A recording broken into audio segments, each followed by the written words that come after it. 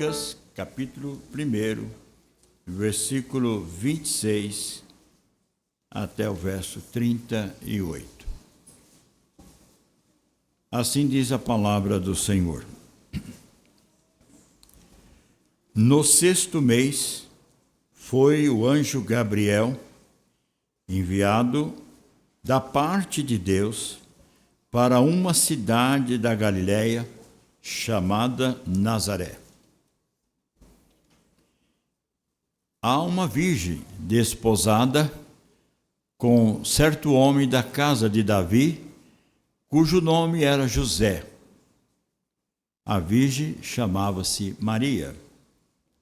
E, entrando o anjo aonde ela estava, disse: Alegra-te, muito favorecida, o Senhor é contigo. Ela, porém, ao ouvir esta palavra, perturbou-se muito e pôs-se a pensar no que significaria esta saudação. Mas o anjo lhe disse: Maria, não temas, porque achaste graça diante de Deus. E eis que conceberás e darás à luz um filho, a quem chamarás pelo nome de Jesus. Este será grande e será chamado Filho do Altíssimo. Deus, o Senhor, lhe dará o trono de Davi, seu pai. E ele reinará para sempre sobre a casa de Jacó, e o seu reinado não terá fim. Então disse Maria ao anjo: Como será isto? Pois não tenho relação com homem algum? Respondeu-lhe o anjo: Descerá sobre ti o Espírito Santo, e o poder do Altíssimo te envolverá com uma sombra. Por isso, também o ente santo que há de nascer será chamado Filho de Deus. E Isabel, tua parenta, igualmente concebeu a um filho na sua velhice, sendo esse já o 6º mês para aquela que dizia ser estéril, porque para Deus não haverá impossível em todas as suas promessas. Então disse Maria: Aqui está a serva do Senhor, que se cumpra em mim conforme a tua palavra. E o anjo se ausentou dela.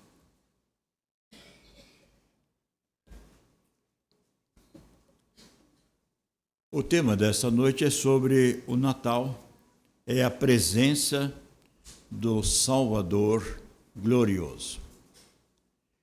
Quando olhamos para a narrativa que Lucas escreve, e de uma forma muito particular ao seu amigo cristão gentil Teófilo, ele vai descrever aqui como se deu a história do nascimento de Jesus. E a história que relata Lucas é algo que a palavra de Deus mostra para nós, de que há uma ação sobrenatural, uma ação que vem do alto e não terrena. Porque nós sabemos muito bem que para haver um nascimento de uma criança, há necessidade dessa concepção entre homem e mulher. Aqui Deus mostra na sua palavra o seu poder para mostrar que a obra que Deus estava estabelecendo para a humanidade era algo que vinha, sem dúvida, como veio do céu. Portanto, todos quanto creem no Senhor Jesus Cristo têm esta missão de anunciar o milagre da vida do Filho de Deus. O milagre que Deus manifestou em toda a história como haveria de fato acontecer com a vinda do Senhor.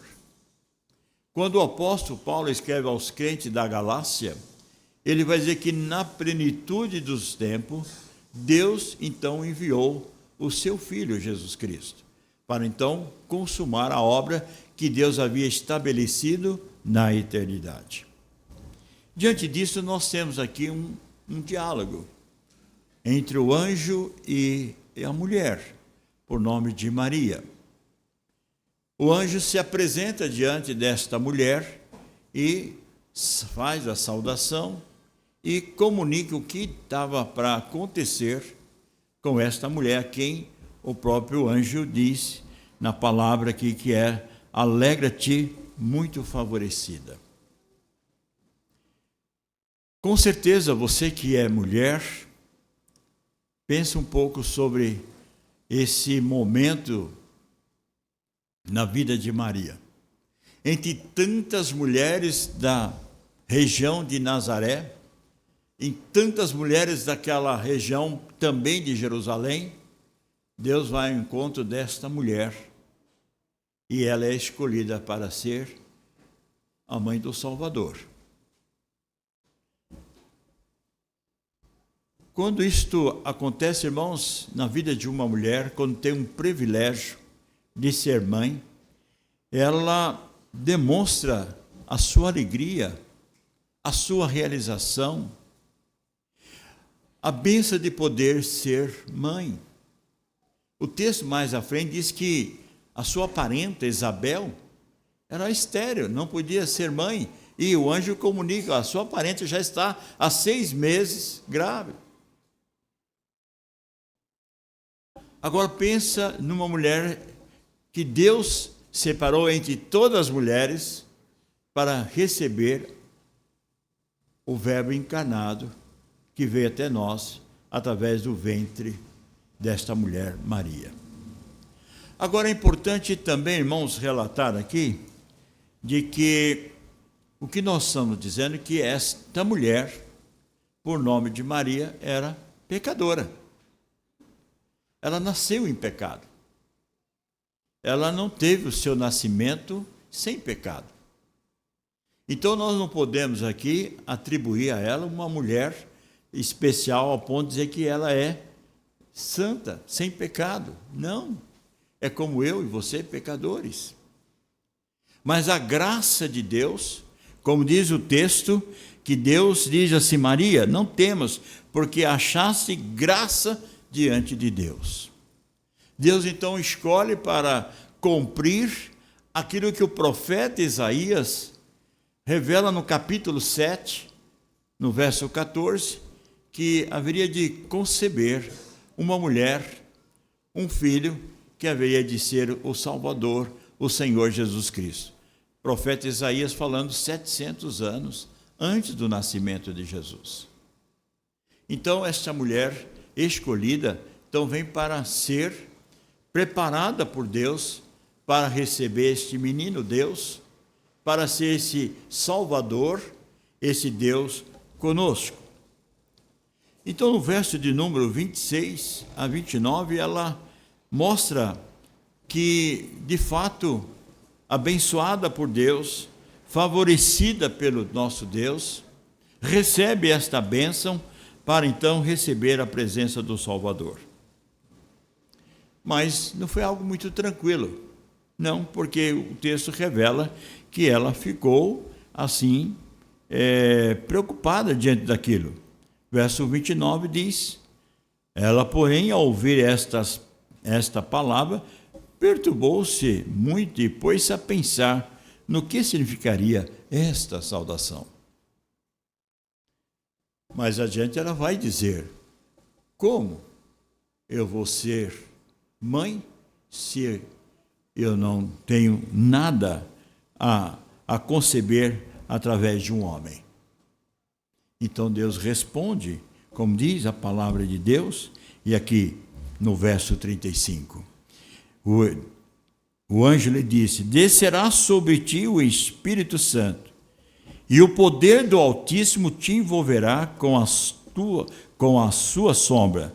Por isso também o ente santo que há de nascer será chamado Filho de Deus. Então é algo que veio da eternidade.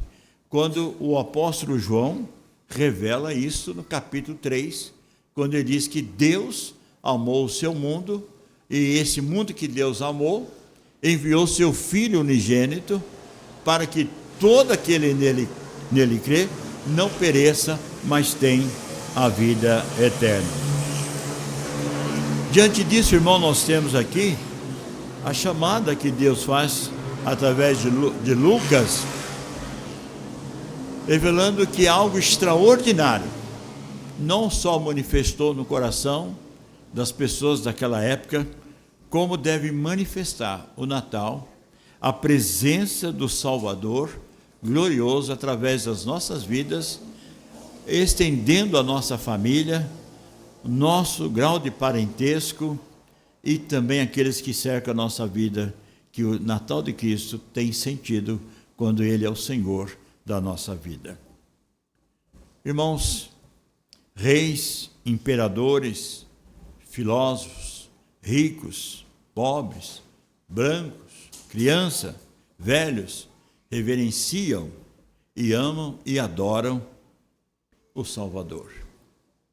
Em toda a história de quase 2000 anos, se levanta em todas as nações, pessoas de todas as formas para olhar para este momento natalino e lembrar de que algo extraordinário aconteceu.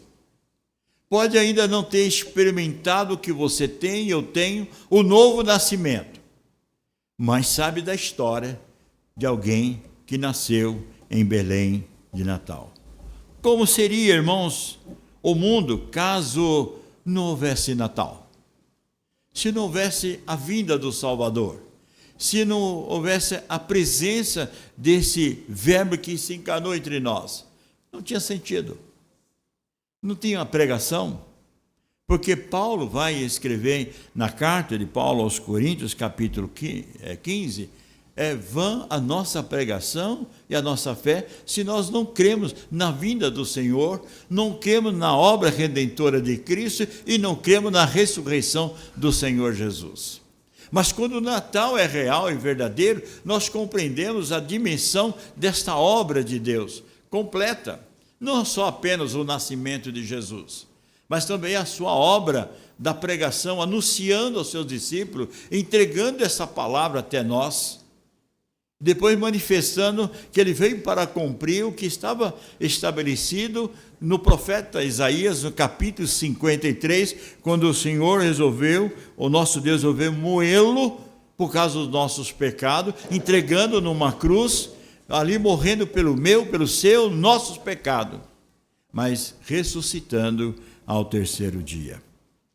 Irmãos, milhões de pessoas neste universo têm ouvido a história desse Natal glorioso, mas milhões de pessoas têm partido neste mundo sem a experiência do novo nascimento. Têm caminhado para a sepultura, têm descido a este lugar da morte sem esperança de vida eterna. Maria veio para receber em si o menino, o Salvador, a quem ela reconhece e se declara como o seu Salvador.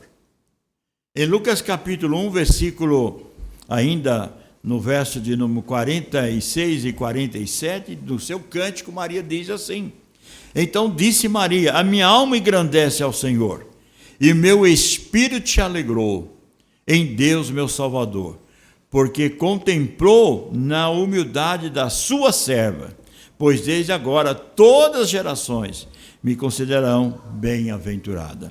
Mas ela reconhece, o meu espírito se alegrou em Deus, meu Salvador. Ali Maria estava olhando não apenas o fato de ser abençoada e privilegiada e favorecida por ser a mãe do Salvador, mas ela viu ali o seu Senhor, o seu Salvador, o seu Redentor. Diante disso, irmãos, o que nós podemos demonstrar na nossa vida prática para que, na caminhada da nossa vida, quando um dia chegar o convite do Senhor para estar no trono da sua presença, que você tenha esperança, certeza da vida eterna. Então esse Natal glorioso apresenta 3 coisas aqui, fundamentais, importantes para a nossa vida, para a nossa pregação. Primeiro, Ele é Deus.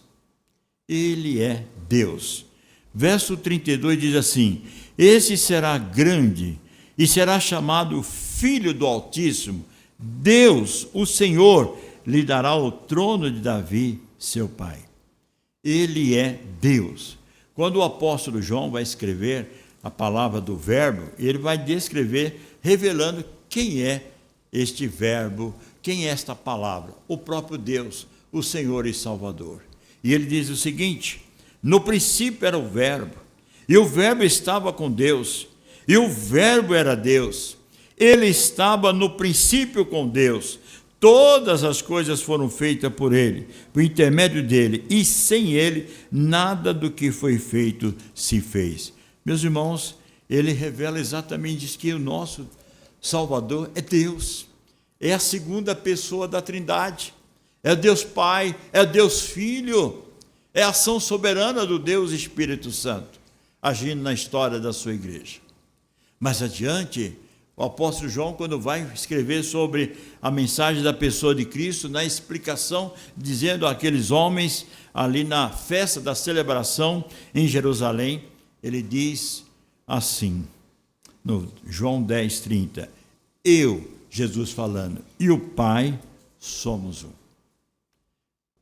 A Trindade bendita se manifestando na obra da redenção. E nós lemos muito bem, irmãos, que Deus, ao enviar o seu Filho, estava presente o Pai e o Espírito Santo. A Trindade bendita na ação da obra redentora. Então ele manifesta aqui que ele é Deus. Será chamado Filho de Deus. Este é o nome, Maria, Jesus, mas que é o Filho de Deus. Por que eu creio no Senhor? Por que você crê no Senhor? Porque Ele é o Deus vivo e verdadeiro. Natal sem Cristo não tem sentido, mas Natal com Cristo tem sentido e tem razão de viver, porque Ele é o nosso Deus, o nosso Salvador. O Salvador glorioso também nos apresenta neste Natal que Ele é também o Salvador. Ele, além de ser o Filho de Deus, ser o Deus vivo, verdadeiro, ele é o Salvador. No versículo 31 de Lucas 1, verso 31, diz assim: e eis que conceberá e dará à luz a um filho, a quem chamará pelo seu nome, que chamará pelo nome de Jesus, que é mais do que nunca apresenta lá em Mateus 1, 21, como o Salvador, aquele que veio para nos salvar.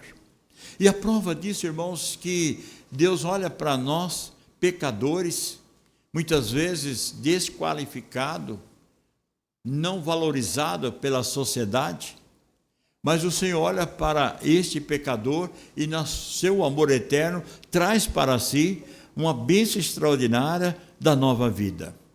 Perdido hoje e transformado pela graça soberana de Deus. Quando você olha a história de Zaqueu, você vê esse homem perdido, este homem que rejeitado pela sociedade, este publicano que o povo odiava profundamente, mas quando o Senhor, ali no caminho de Jericó, olha para Zaqueu, está ali numa árvore escondida, desce Zaqueu, porque convém ir à sua casa. E na sua casa houve salvação. Aquele homem foi transformado pelo poder de Deus. Não há nada impossível para Deus.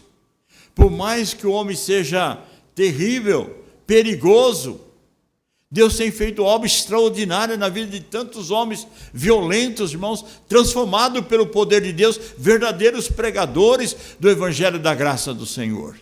Porque um dia foi alcançado por este amor de Deus. O Salvador veio para perdoar os seus pecados, mas veio para dar vida e vida eterna.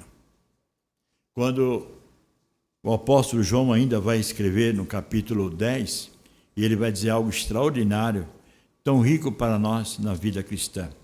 Ele diz algo que não pode deixar de ser extraordinário para você e para a minha vida. Ele diz assim: as minhas ovelhas ouvem a minha voz, e eu as conheço, e elas me seguem. Eu lhes dou a vida eterna, jamais perecerão, e ninguém as arrebatará da minha mão.